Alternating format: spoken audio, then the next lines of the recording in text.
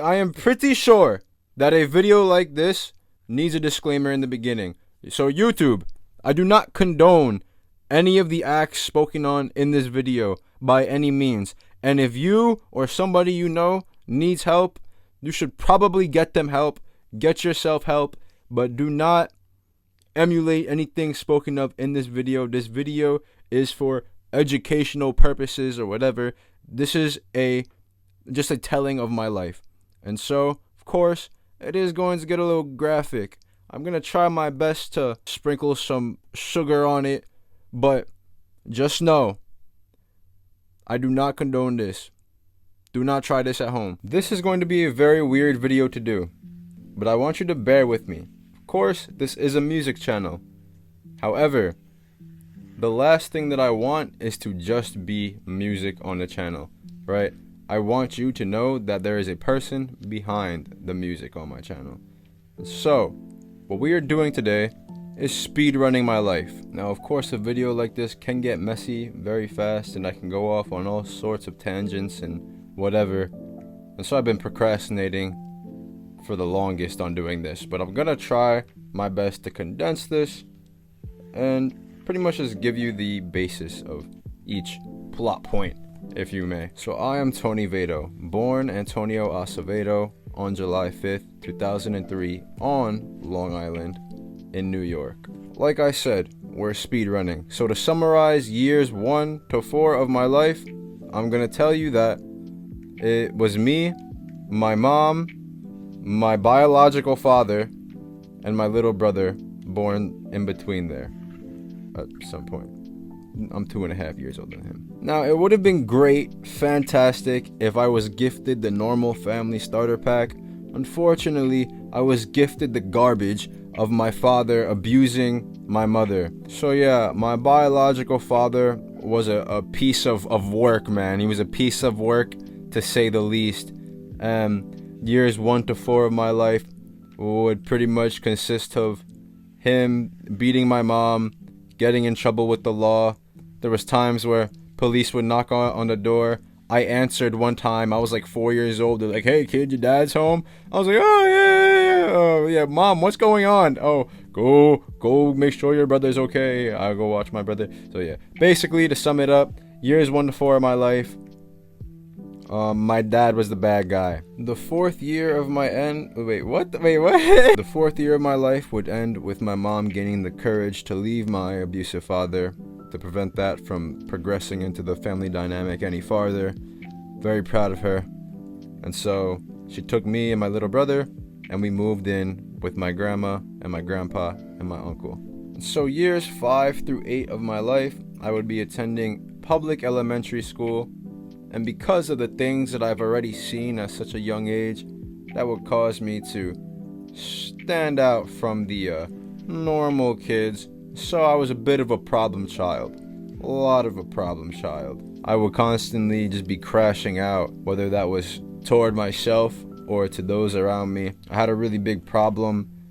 I remember slamming my head on walls and desks and just overall throwing fits, and the kids would say something crazy to me and I would just duff them out. Like, it was a big deal. I will say though, no matter how mad I've gotten or how many people I've duffed out, I've never hit a girl. Ever in my life, I've never hit a girl. And my mom made that a very big point to me at a very young age. That's been ingrained. Seeing the damage done to her, you better believe I would never ever hurt a girl. There was one time in first grade, I'm no saint. There was one time, gave this girl a wedgie. I think she's gay now. My bad. I did have friends at this point, and I was living a pretty good childhood despite being a mentally ill 5-year-old.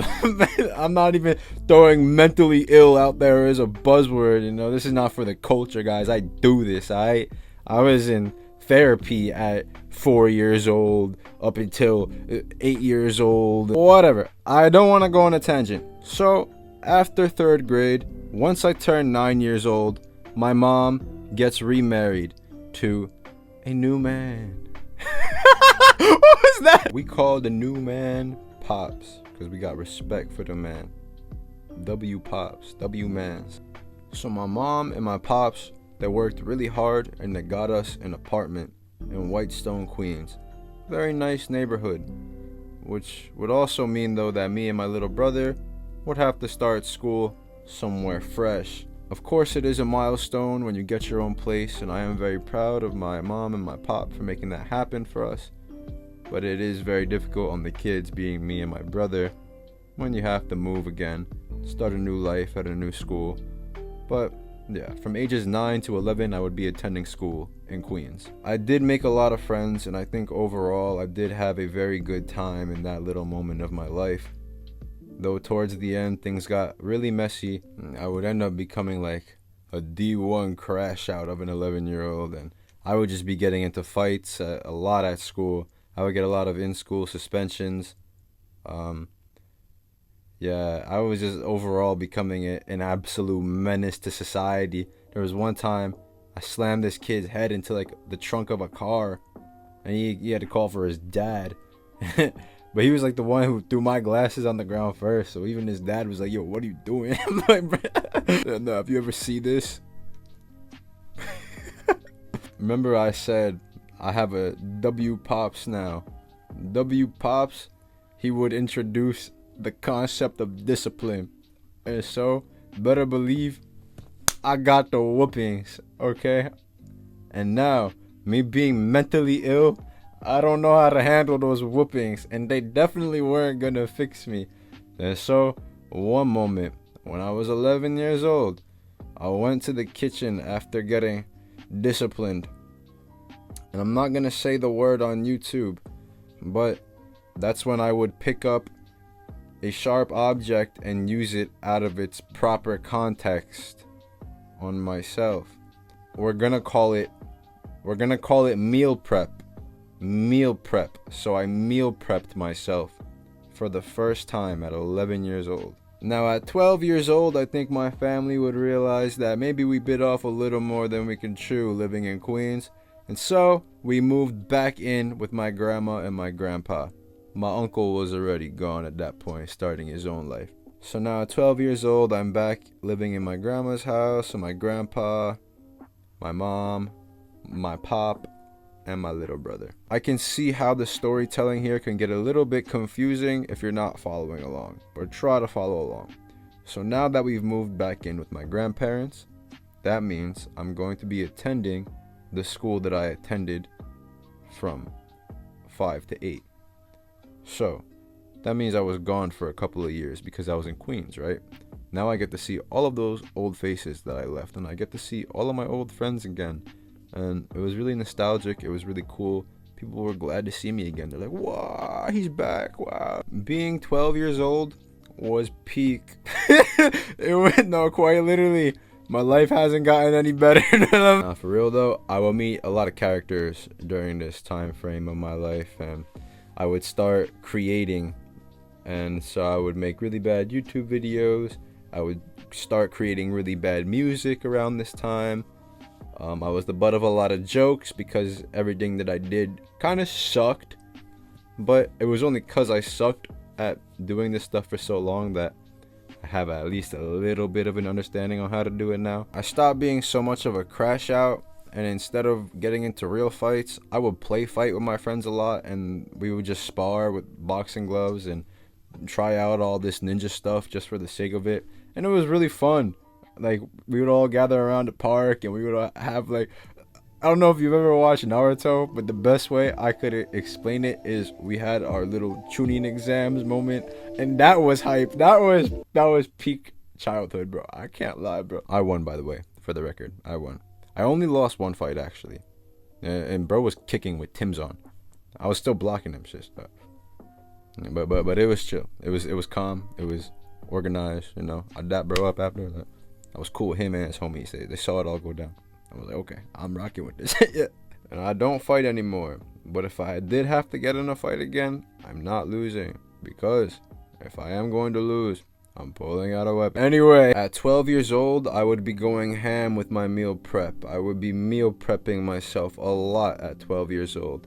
And I would actually meet a character in this story that I would look up to as like an older sister. She was a grade above me. And she was a very key figure in this time because she also had problems meal prepping herself. And she warned me about the dangers of meal prep and how if you continue down this path, it's going to take you into the loony bin, into silly jail. She tried to warn me. Me being me, I don't listen to nobody. So by the time I'm 13 years old, I had Skittles that the doctor gave me. And the doctor was like, yo, take one Skittle, eat one Skittle a day, Antonio. Just one, bro. I'm like, aight. And one night, had a very bad night. And so, I ate all the Skittles. All the Skittles the doctor gave me. And I even meal prepped a bit. Needless to say, they took me to silly jail.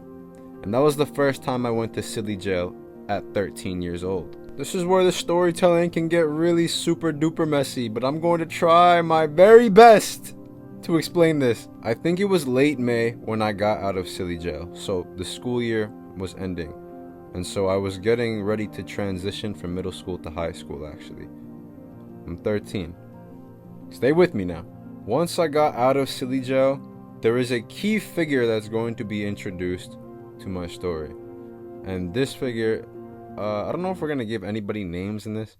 Basically, there was a girl who was a grade below me that I had gym class with. So once I got out of silly jail, this girl, she adds me on my Snapchat and she sends me this long, heartfelt letter, pretty much, I guess, explaining how I inspire her so much.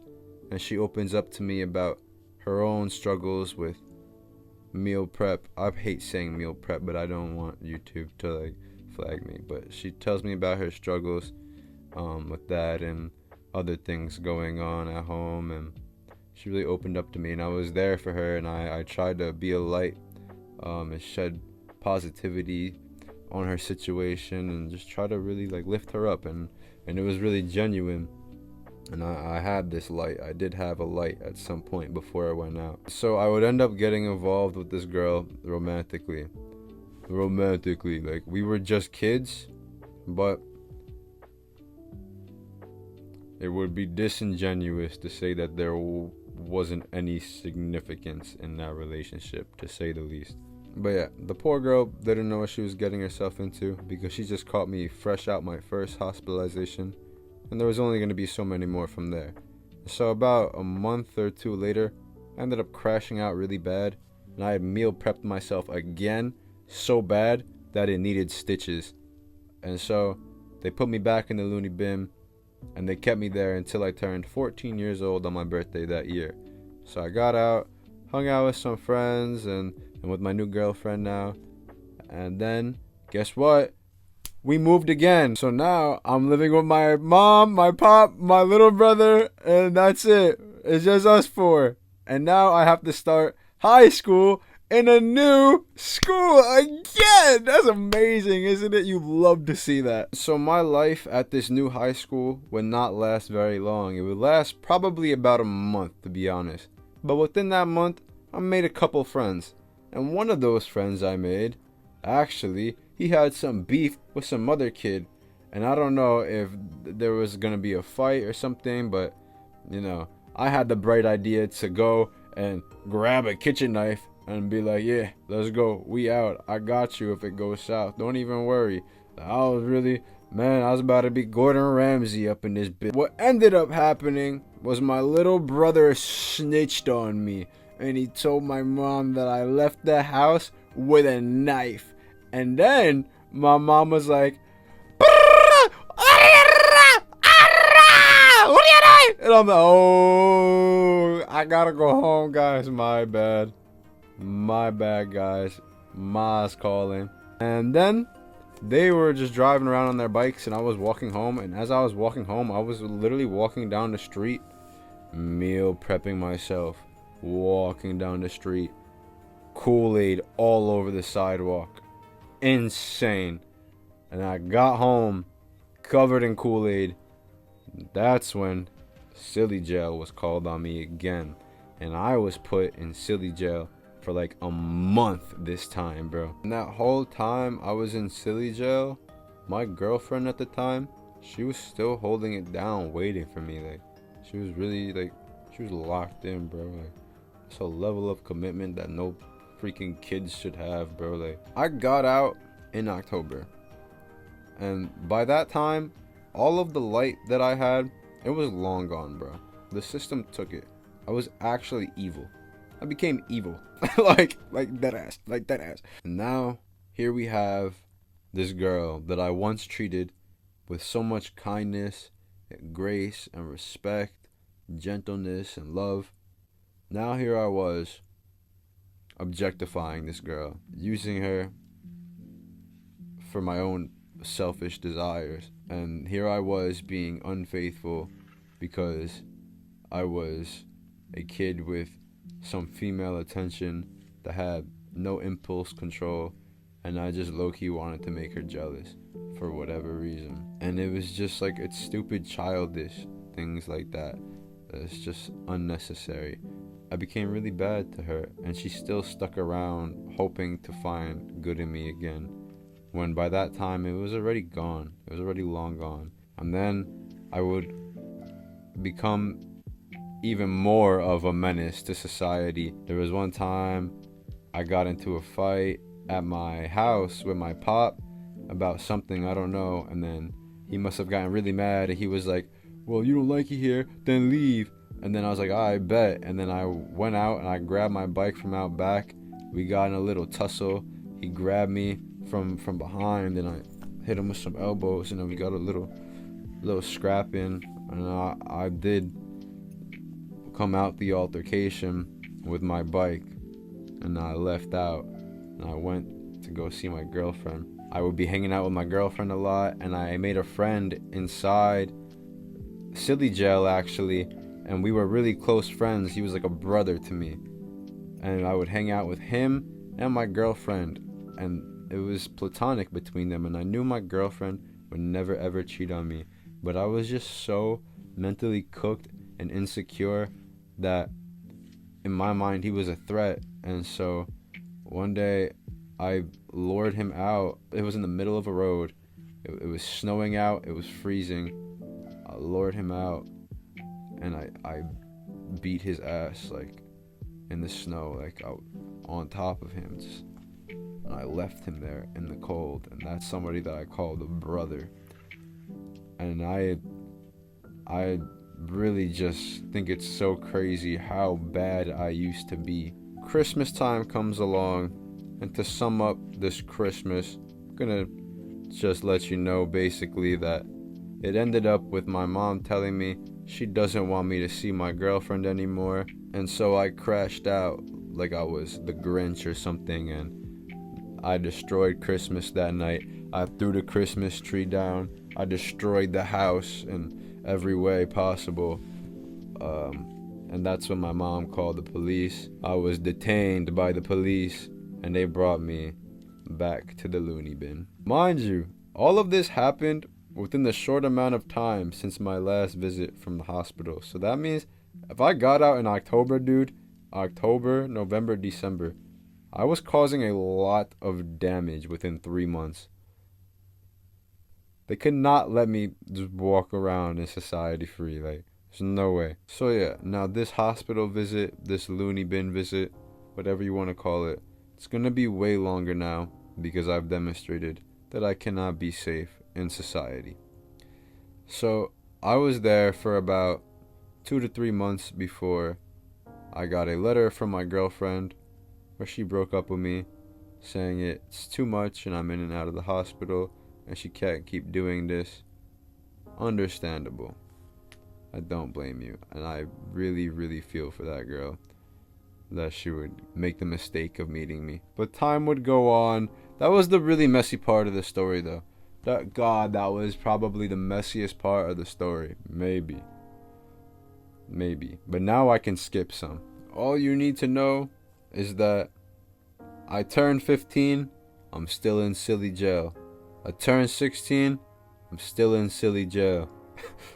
At 16 though, I did start making music under the name Scar Spades. because I got way better at the craft and I wanted to rebrand.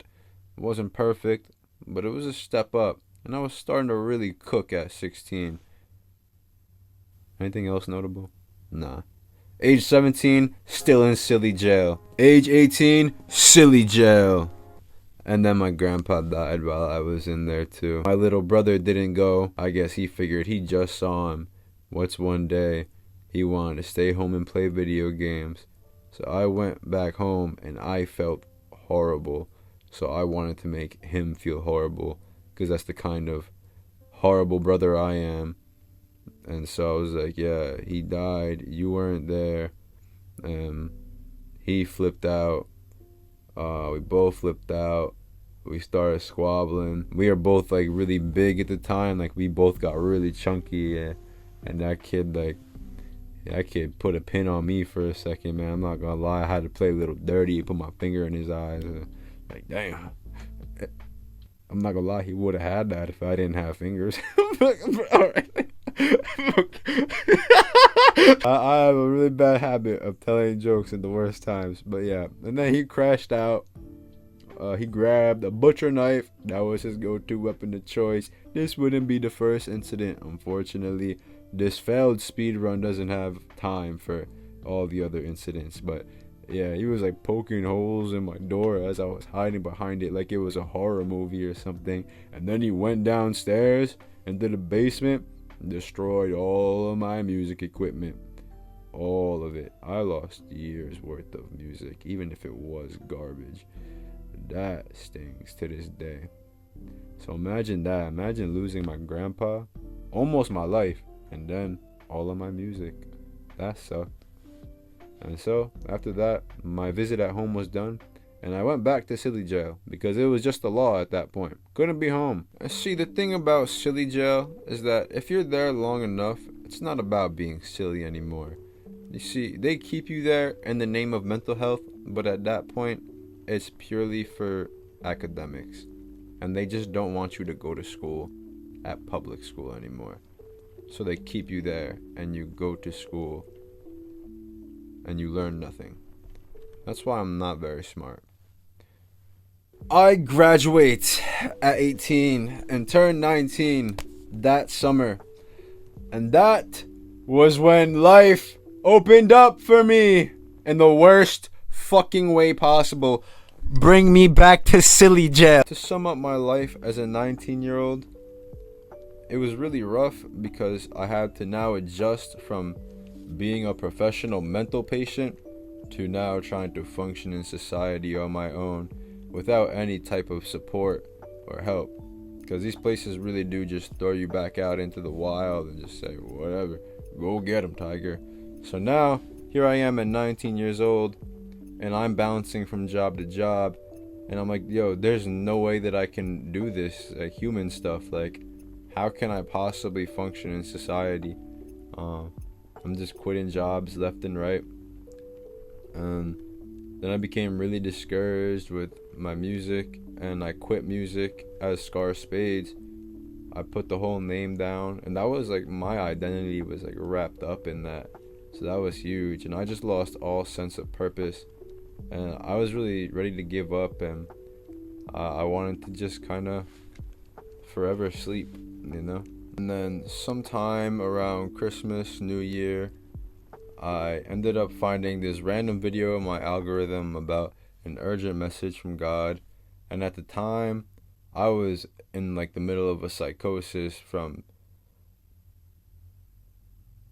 breathing in all of the trees.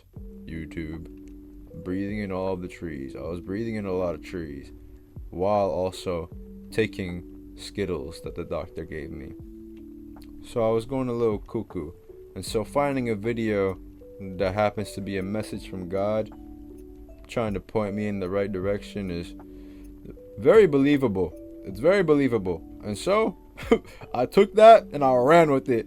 And for like over a year, I was big on God. And I became a Bible boy. And I became a serious, devout believer. Like, if it wasn't in the Bible, I would tell you it was evil. and I would tell you, you need to repent, this and that, da da da. And I don't believe in that anymore at all, by any means. However, I'm not gonna knock it, and I do think that it has its place in helping people when they need it.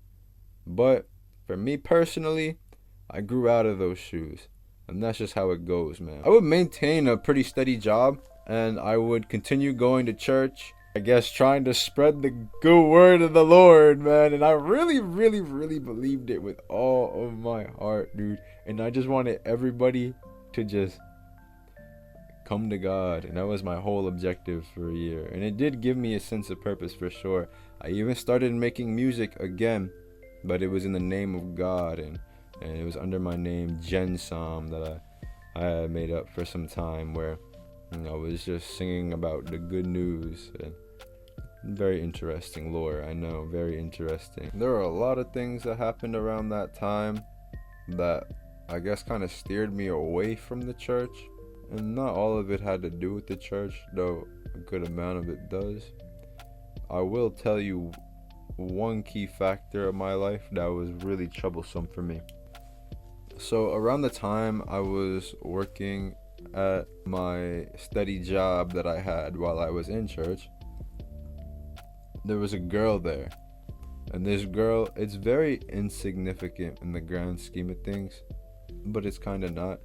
So there was a girl there, and she said that she was a church girl, whatever that means to her. So I saw that as an opportunity to ask this girl on a Bible study date. I got rejected, bro. I got rejected, and in that moment, I spiraled. I haven't asked a girl out in years before that because I'm fresh out the loony bin, mind you.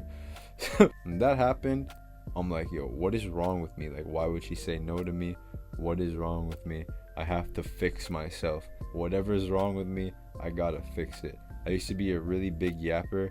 I had to like try to stop yapping so much, and I was bigger than I am now. I started working at that place wearing an extra large shirt. By the time I left, I was a size small shirt because I wasn't eating at all, and I would go days without eating, and I would just be popping vitamins, doing science experiments on my body. Yeah, it was really bad and unhealthy. And then I ended up losing my vision. I lost my eyesight in my left eye because of all the stress that I put my body through. And so obviously I had to go to the doctor to get that one checked out, and then I was diagnosed with multiple sclerosis, which is basically an autoimmune disease. So your immune system attacks itself, and what happened was there was inflammation in my optic nerve, so that's why I couldn't see. They were able to figure out what to do about it, and basically they injected me with some medicine that would promote the healing of all the inflammation. And multiple sclerosis, MS, isn't fatal necessarily, but does cause a lot of inconveniences to my daily living. Okay, so I would be in this kind of in-between space with being in the church and out of the church, kind of having this push and pull internally up until I'm about 21 years old. I was working at a bar restaurant for a while, and I decided I was gonna leave that restaurant once New Year came, and I was gonna really try to lock in with what I wanted to do with music. And I started uploading on social media, and I had a whole internet arc where I was just a straight e-boy at this point. That's when I started this channel. I started posting on Instagram, and I really saved up all the money that I had from the bar restaurant, and I poured it all into marketing on my Instagram. And within just like 2 months, I was at like 600 followers. I had a pretty good rollout. I had a good strat. And then I kind of lost direction and didn't know how to go about what I wanted to do with it anymore, and people started unfollowing me. And then I was like letting the hate comments get to my head. I'm very sensitive. There was a lot of good too, but It's hard to just see that sometimes when people be hating on you and you low-key feel the same way about yourself. It's like, damn. Yeah, I ended up deleting my Instagram.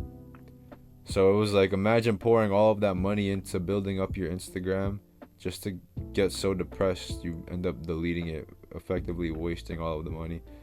And now you're in debt to the bank because you were charging credit cards also. Yeah, that was rough. I ate some yummy mushrooms. To get perspective. And I had a beautiful time with the mushrooms. Great. Tasty. And I ate some again. It was alright. And the last time I ate some mushrooms, that's when the mushrooms told me, like, your life is cooked and you can't fix this. And I'm like, the mushrooms are kind of cooking right now. And so I devised a plan to forever sleep myself. So the plan was to get a new job in order to make the money that I needed to buy whatever I needed to buy in order to sleep forever. I turned 22. That's how old I am now. Unk boy. So I turned 22 and I'm still just sulking, unemployed, moneyless. But hiring season rolls around, I get a call from a job and I get hired. I went there without any expectations either. So like, if you want to know how to get hired, I'll tell you the meta. Go in there, give the bare minimum, because that's exactly what I did, and I still somehow got the job. I really didn't care at all, but I got it. So now it was time to make the money so that I can buy what I needed to go to sleep. Now something very, very, very unfortunate happens while I'm working there. Of course, we know why I'm there. I have a plan. People were not in that plan. And I went there not wanting to be bothered by anybody. I wanted to keep my head low, go unnoticed, go to work, get out of work, get what I needed, kick the bucket. Right. There was a girl there. She was bothering me a lot, trying to talk to me. It's because I didn't want to be talked to that she was talking to me. Because that's how life works, and it's messed up like that. Is that when you don't want something, that's when it'll finally happen. Sometimes, anyway. I was being very dry with her, being very cold and detached. I didn't really care. I wasn't there for that. I was not there for that. One day, she expressed to me she had got cheated on. And when she told me that, I'm still a human. There's something in me softened a little bit, and I showed her a little more sympathy. I was a little more gentle with her, and a little less cold to her than the others around me. And so that was the crack that was needed to let somebody in.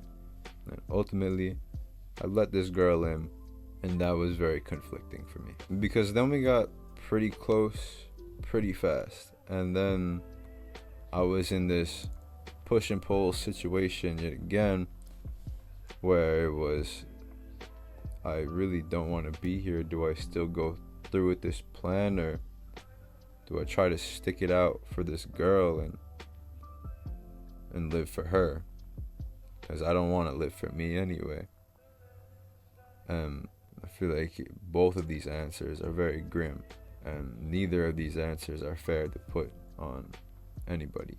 And I became very stressed out and overwhelmed with everything. And there's no way to tell somebody that you're planning on forever sleeping. I didn't know how to tell her. I dropped her a text, and I took a lot of Skittles that I bought with the money from the job. And so I lost the job, and then I lost the girl, because I only really ever got to see her at work. Like, she works so much. And there was really no way I could fix this. And she was texting me a little after, and I pretty much told her that you shouldn't even bother texting me because I'm dangerous and I ruin everything that I touch. And not in a, wow, what a cool, mysterious guy. he's dangerous kind of way, more in a I'm mentally ill and I will sabotage my life. So yeah, so that's what I try to explain to her, to get her to go move on and find somebody better than me. I pretty much became a salesman as to why you shouldn't bother, and I pretty much wanted to give her the ick. That was kind of the goal, was to just make her like, eh. Now we don't talk anymore. Does it hurt? Absolutely. Absolutely it hurts. Is it going to be better for her to not have me around? Absolutely. Absolutely. The fact of the matter is that anyone I touch gets burnt. Everything I touch falls apart. I'm poison. I'm literally poison. And so that's when I decided I'm gonna retire from music, and I'm gonna just do my thing, man. I'm gonna do me. So I recorded the last bit of songs that you can find out here on my YouTube or anywhere else. This is like my final body of work as a musician. So yeah, I guess that pretty much sums up everything up until this moment. Yeah, it's been real. It's been a journey. Don't be alarmed. I'm all good. If you watch this video and you can take away something from my life, let me know. What lesson did you learn listening to this? If you could see a silver lining in any of this, let me know, because I'm really looking for it, man. That's it. Peace.